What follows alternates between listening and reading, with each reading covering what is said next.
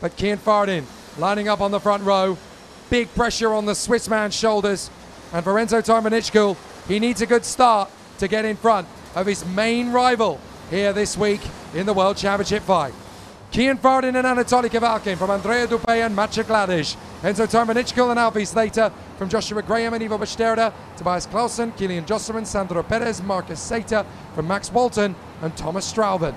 From Guy Albag, Andy Konzani, Elliot Kaczynski, Luca Fluccia, Marty Rutonen, Arthur Dorisson, Leo Robinson, Dino Stroschu, Kirill Kutskov, Emiliano Ortolani, Timofey Mikhailov, Zoe Florescu-Potolia, Sasha Avril, and Faden Papa Philippou. 28 drivers to run things up here in Sarno, as we have one more day of competition. Don't go anywhere and book it in your agenda, because this is the battle that we've been expecting for quite a while, as you said. And Anatoly Kavalkin, Enzo Tarmanichkul split by just one single point in the intermediate classification. That's going to be battle royale. You really could cut the tension with a knife here. It is so adrenaline fueled coming into this last race. Kian Fardin, pole position. Anatoly Kavalkin looks set to be pole position in the superheats tomorrow. But this is where it's all going to come down to it. Andrea Dupé and Matej Gladic wanting to finish strong, needing some decent points from this one, needing a victory really to book themselves into a strong place for tomorrow's superheat. Tarmanichkul from 5th on the grid. Alfie Slater from 6th wants redemption. And then Josh Graham and Ivo Bashterda out to prove themselves in the top 10. The last race couldn't have more excitement built into it. Are we going to go racing first time? Yes, we are. Off we go. Kavalkin trying to go right round the outside. Fardin slides across, and it's going to be him that holds it. Kavalkin slots into 3rd, behind the Sodi of Andrea Dupé. And as they work through, Gladic is going to be 5th around the outside of Enzo Tarmanichkul, but he's got to be careful not to run into the side of his teammate, Alfie Slater. Gladic holds on to it in 5th position. Then it is Slater. As the field works its way through, that's the Paralin trying to work his way up. That's Ivo Bashterda. But they come through and onto the back straight, and a really exciting run. Out in front, it's Fardin. Then it's Dupé. Kavalkin and Tarmanichkul are already together in 3rd and 4th. And Kavalkin trying to run around the outside of Dupé, as up the inside comes Slater on Gladic, and that opens the door. And for the last time today, the opening lap about to be completed, and look at the battle going on already with Kavalkin trying to get as much space as possible from Dupé, but it's not an easy task indeed, as they complete lap number 1. As Clan Fardin was able to pull away already a bit of a gap. Let's have a look as they come across the start-finish straight. The Energy Corset driver already on his own pretty much, as Guy Halbach is having a warning flag. 0.8 of a second. Kavalkin, Dupé, Enzo Tarmanichkul. This is 2nd, 3rd and 4th respectively. Turn number 2. Then we have Slater making his way up to 5th. Beautiful recovery already from Alfie Slater. Matej Gladic is still stuck in 6th. But the race is still long, so to speak. Let's see how it's going to play out. Incredibly, on the first lap of the race, we had 2 warning flags, Guy Albag and Alfie Slater. So clearly, the pressure is on everybody trying to finish off strong here at Sarno on the Saturday afternoon. Down into the hairpin, and Gladic has got the move there on Slater, I noticed. So Gladic gets up into 5th place once again, but he's run wide, and as a result, that's Ivo Bashterda getting through them all.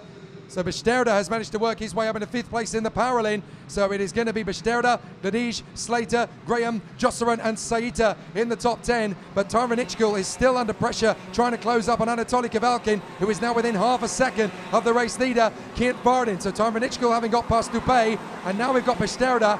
Then it's Gladic, Slater, Josselman, Graham and Straubing. So it's getting pretty heated for 6th position downwards. Yeah, Tarmanichkul made his way past on the way to turn number 11, beautifully made up to 3rd. And look at how tight the battle, the 210 on your picture. This is Joshua Graham trying to attack Kilian Josselman for 8th place, being put under pressure by Thomas Straubing in 10th as well. So there's like more than 10 drivers, a fully packed of young pilots here in Sarno. Matej Gladic having a warning flag at the moment, so that's not the good news at all, as he's trying to make his bid from 6th in the classification. Another warning flag for some of the drivers battling at the front. So let's see how it's gonna actually play out from that point on. But as you can see, Alfie Slater trying his bid as well, resisting from the pressure for the back from Kilian Josselman, as we can see the move. Well, Kian Fardin has got Kavalkin right underneath him. Kavalkin's going to try and make his bid into lap 4, and this is where Kavalkin can seal the deal as far as getting pole position is concerned. And off the road goes Joshua Graham right in front of us as Kavalkin makes the move to take the lead on Kian Fardin. So Kavalkin gets through. He leads now in front of Kian Fardin with a clean move into turn 2. That was well nailed from Kavalkin in the parallel, and he should be able to just rock away. But Kian Fardin is going to put as much pressure on him as possible. Enzo Tarvanichko looking comfortable in 3rd place, and that will be enough to put him into 2nd in the interim rankings. So Kavalkin looking strong here. Tarvanichko looking comfortable in 3rd position. He doesn't need to worry too much about anything else cooking off. But there is a problem further back. It's one of the Sodis going off the road of the hairpin. That looked to me like Andy Consani running wide. So he has now managed to get himself back onto the racetrack, but he has lost quite a few positions as a result of that. So off they come onto the turn. There's investigations already cooking up. So we've got the 156 under investigation. That is Andy Consani and Joshua Graham under investigation as well. Now we don't know whether they're the innocent victims or the guilty parties, but obviously those incidents do need to be looked into. So that's what the investigation flag is for. 61,000 of a second, pretty much nothing between the two leaders, Anatoly Kavalkin and Kian Fardin.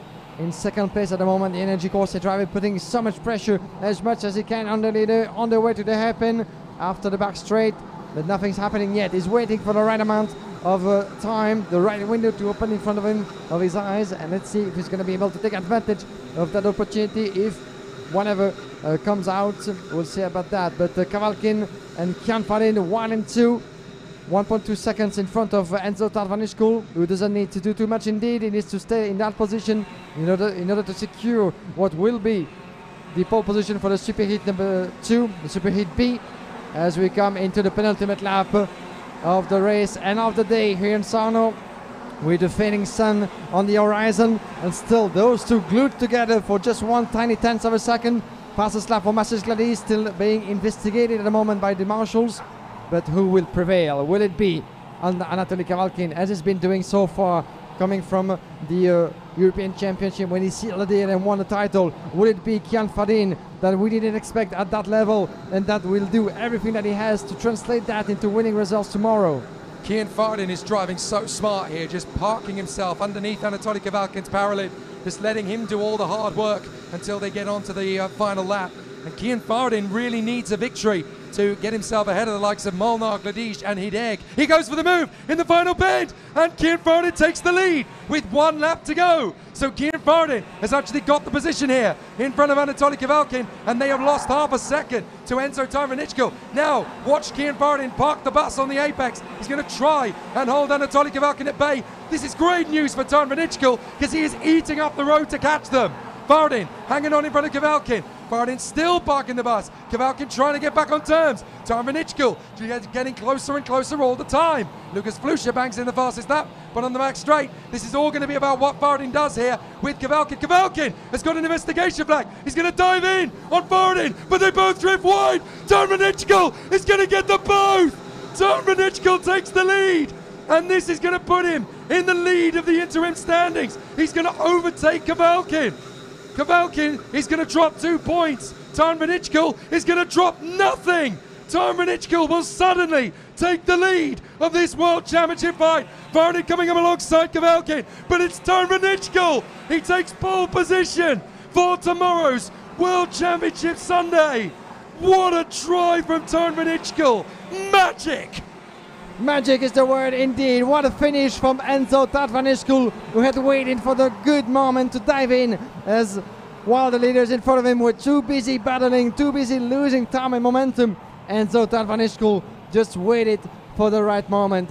He went for the move, went for the attack in the last lap, in the last few corners of the race. What a fantastic piece of achievement that is for Enzo Tarvanishkul, who finishes ahead of everybody with the pole position for the first superheat. And another sign of his strong determination. Enzo Tarvanishkul is right at the front, and everybody is going to count on him as well to fight all the way to the end. We had an accident on the final lap that sadly took out Maciej Gladish, the Polish driver for Ricky Flynn. That's devastating news for him, because he was in the top 5 for every race leading up to that, and suddenly he plummets to a 28-point score in the final race of the day. But what a charge forward from Enzo Tarvanichkul. He takes the win and pole position for tomorrow's superheat. Kian Fardin brilliantly fights back on Anatoly Kavalkin and moves to 2nd.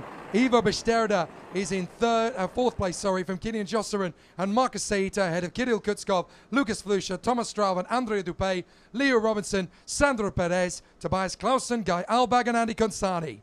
Then we have Dino Savin Strolsku in P16 from Arthur Dorisson, Emiliano Ortolani, Sasha Abril, Elliot Kaczynski, Joshua Graham, Alfred Slater, all the way down to 22nd. That's quite a shame indeed. Ferdinand Papa Philippou in 23rd from Timothy Mikhailov, Max Walton, Zoe Fiorescu Potolea, as well as Martin Rutonen, and one drive out, unfortunately, Matthias Gladys, who was running strong in the top 10 of the race before having to watch on the sideline. There won't be much to watch, unfortunately, for him, since it was in the last lap. But what a conclusion of what has been a fantastic day of racing here on the Circuito Internazionale in Napoli. With the sun going down behind Mount Vesuvius, what better picture to round things up here from Sarno.